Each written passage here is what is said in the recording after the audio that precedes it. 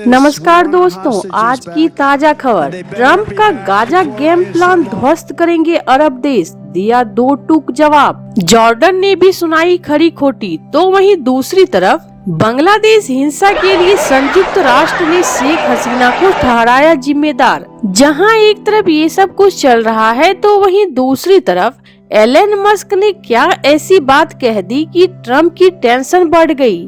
जानेंगे क्या है मामला। जियोपॉलिटिक्स में बहुत कुछ चल रहा है, जानने को मिलेगा बहुत कुछ। आइए जानते हैं इन खबरों को विस्तार से।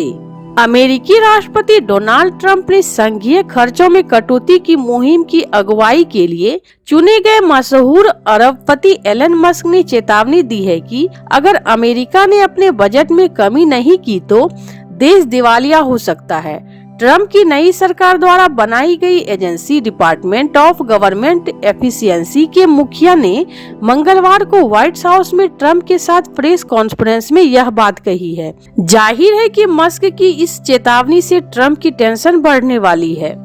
मस्क ने खास तौर पर देश के बढ़ते बजट घाटे पर चिंता जताई, जो पिछले वित्तीय वर्ष में 1.8 ट्रिलियन डॉलर तक पहुंच चुका है।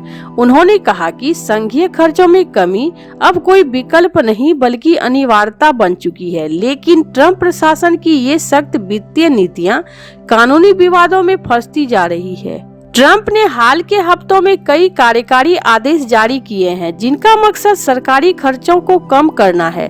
लेकिन उनकी नीतियों के चलते कई संघीय एजेंसियां या तो बंद हो गई है या उनके तैनात कर्मचारियों को घर भेज दिया गया है। इसका नतीजा ये है कि अमेरिका की कई अदालतों में इन फैसलों को चुनौती दी गई है। विपक्षी नेताओं और कई सामाजिक संगठनों ने इसे अवैध सत्ता का दुरुपयोग करार दिया है और ट्रंप प्रशासन के खिलाफ मुकदमे दर्ज कराए हैं। इस विवाद के बीच एलन मस्क पर हितों का टकराव के आरोप लग रहे हैं, क्योंकि वे स्पेस एक्स और टेस्ला के सीईओ भी हैं, जिनके कारण अमेरिकी सरकार के साथ कई बड़े कॉन्ट्रैक्ट है। मंगलवार को इस बारे में पूछे जाने पर मस्क ने कहा कि वह पूरी पारदर्शिता बरतने की कोशिश कर रहे हैं। डीओजी टीम के एक और फैसले ने भी आलोचना की चिंता बढ़ा दी है। कुछ रिपोर्ट्स के मुताबिक यह एजेंसी अमेरिकी ट्रेजरी विभाग के माध्यम से लाखों अमेरिकी नागरिकों की व्यक्तिगत और वित्तीय जानकारी तक पहुंची बन चुकी है। इस खुलासे के बाद कई सांसदों और मानवाधिकार संगठनों ने इस पर सख्त आपत्ति जताई है। फिलहाल ट्रंप प्रशासन और अमेरिकी अदालतों के बीच इस मुद्दे पर सीधा टकराव देखने को मिल रहा है। अब यह देखना दिलचस्प होगा कि क्या ट्रंप और मस्क की कटौती की योजनाएं कानूनी चुनौतियों को पार कर पाएगी या फिर इन्हें अदालतों से झटका लगेगा। तो वहीं दूसरी तरफ संयुक्त राष्ट्र ने आज बांग्लादेश में हुए हिंसक प्रदर्शन के लिए पूर्व प्रधानमंत्री शेख हसीना को जिम्मेदार ठहराया है। संयुक्त राष्ट्र ने बुधवार को कहा कि बांग्लादेश की पूर्व सरकार ने सत्ता बनाए रखने के लिए पिछले साल प्रदर्शनकारियों पर सुनियोजित हमले करवाए और हत्याएं हुई। यह मानवता के खिलाफ अपराध हो सकती है। संयुक्त राष्ट्र के मानवाधिकार कार्यालय ने अपनी जांच रिपोर्ट में कहा कि प्रधानमंत्री शेख हसीना की सरकार ने विरोध प्रदर्शन का दमन किया। इस दौरान सैकड़ों गैर कानूनी हत्याएं की गई।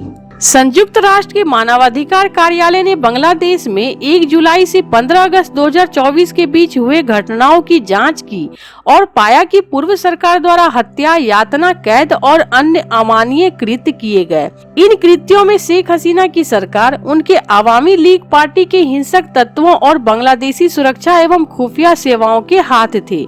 इस दौरान बांग्लादेश में विरोध प्रदर्शन सरकारी नौकरी में आरक्षण के खिलाफ शुरू हुए थे। इसके बाद शेख हसीना से इस्तीफे की मांग शुरू हुई। संयुक्त राष्ट्र की रिपोर्ट में अनुमान लगाया गया कि करीब 1400 लोग मारे गए और हजारों लोग घायल हुए। एक रिपोर्ट में कहा भी गया कि मारे गए अधिकांश लोग बांग्लादेश के सुरक्षा बलों द्वारा की गई गोलीबारी में मारे गए। उनमें बच्चे भी शामिल हैं। मृतकों में 12 से 13% बच्चे शामिल हैं। कुछ रिपोर्ट में तो ये भी खुलासा हुआ है कि सुरक्षा बलों ने शेख हसीना की सरकार का समर्थन किया और प्रदर्शनों को दबाने के लिए हिंसक उपायों का इस्तेमाल किया।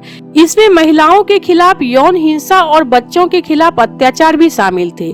पुलिस और अन्य सुरक्षा बलों ने बच्चों को मारा पीटा और उन्हें अमानवीय परिस्थितियों में गिरफ्तार किया और यातना दी। संयुक्त राष्ट्र के मानवाधिकार प्रमुख वोल्कर टर्क ने कहा, पूर्व सरकार की बब्बर प्रतिक्रिया सत्ता बनाए रखने के लिए एक सुनियोजित और समन्वित रणनीति थी जो जन विरोध का सामना कर रही थी। उन्होंने कहा कि इस दौरान हजारों व्यक्तियों की हत्या, गिरफ्तारी और यातनाएं राजनीतिक नेतृत्व और वरिष्ठ सुरक्षा अधिकारियों की जानकारी में हुई। जहां एक तरफ ये सब कुछ चल रहा है तो वहीं दूसरी तरफ अमेरिकी राष्ट्रपति डोनाल्ड ट्रंप के गाजा योजना को लेकर अरब दुनिया में तीखी प्रतिक्रिया देखने को मिल रही है। अरब लीग के महासचिव अहमद अबुल गैत और जॉर्डन के किंग अब्दुल्ला द्वितीय ने इस योजना की सख्ती से खारिज कर दिया है। अरब लीग के महासचिव अबुल गैत ने दुबई में वर्ल्ड गवर्नमेंट समिट में कहा कि फिलिस्तीनियों को गाजा और वेस्ट बैंक से विस्थापित करना अरब क्षेत्र के लिए अस्वीकार है। उन्होंने कहा, अरब जगत पिछले 100 साल से इस विचार के खिलाफ लड़ता आ रहा है। इसी कड़ी में जॉर्डन के किंग अब्दुल्ला द्वितीय ने भी ट्रंप के साथ बैठक में दो टूक कहा कि उनका देश फिलिस्तीनियों के विस्थापन के किसी भी प्रयास को स्वीकार नहीं करेगा। हालांकि मानवीय आधार पर उन्होंने गाजा के 2000 बीमार बच्चों को शरण देने की पेशकश की। उनका यह बयान ऐसे समय में आया है जब डोनाल्ड ट्रंप ने हाल ही में यह प्रस्ताव रखा था कि अमेरिका गाजा पर नियंत्रण कर सकता है और इसे एक शानदार पर्यटन स्थल के रूप में विकसित कर सकता है। अरब देशों को लगता है कि उनकी यह योजना फिलिस्तीनियों को उनकी भूमि से बेदखल करने पर आधारित है, जिसे अरब देशों ने पूरी तरह से अस्वीकार कर दिया है। ट्रंप ने जॉर्डन के किंग अब्दुल्ला के साथ एक बैठक के दौरान कहा, हम गाजा को अपने नियंत्रण में लेंगे और संजो कर रखेंगे। हालांकि उन्होंने यह भी साफ किया कि वह व्यक्तिगत रूप से वहां कोई रियल एस्टेट प्रोजेक्ट नहीं करेंगे। किंग अब्दुल्ला ने ट्रंप को समझाने की कोशिश करते हुए कहा कि मिस्र के इस मुद्दे पर एक व्यापक योजना तैयार कर रहा है जिस पर आगे चर्चा होगी। उन्होंने कहा, हमें इंतजार करना चाहिए कि मिस्र क्या प्रस्ताव रखता है और फिर हम इस रियाद में चर्चा करेंगे। मिस्र के राष्ट्रपति अब्देल फतह अल सीसी ने भी गाजा पुनर्निर्माण का समर्थन किया, लेकिन फिलिस्तीनियों के विस्थापन को स्पष्ट रूप से खारिज कर दिया। जॉर्डन को अमेरिका से हर साल करीब 750 मिलियन डॉलर की आर्थिक मदद और 350 मिलियन डॉलर की सैन्य सहायता मिलती है। ऐसा बताया जा रहा है कि ट्रंप इस सहायता को रोकने की धमकी देकर जॉर्डन और अन्य अरब देश पर दबाव बना सकते हैं। हालांकि किंग अब्दुल्ला ने यह संकेत दिया है कि उनके देश का रुख अडिग रहेगा। अब सबकी नजरें आगामी रियाद बैठक पर टिकी है, जहां अरब देश ट्रंप के इस विवादास्पद प्रस्ताव पर अपनी साझा रणनीति तय करेंगे। ऐसे आपको क्या लगता है इन सब मामलों में? आपकी क्या राय है? कमेंट कर जरूर बताएं। जल्द मिलते हैं अगले वीडियो में नई खबर के साथ।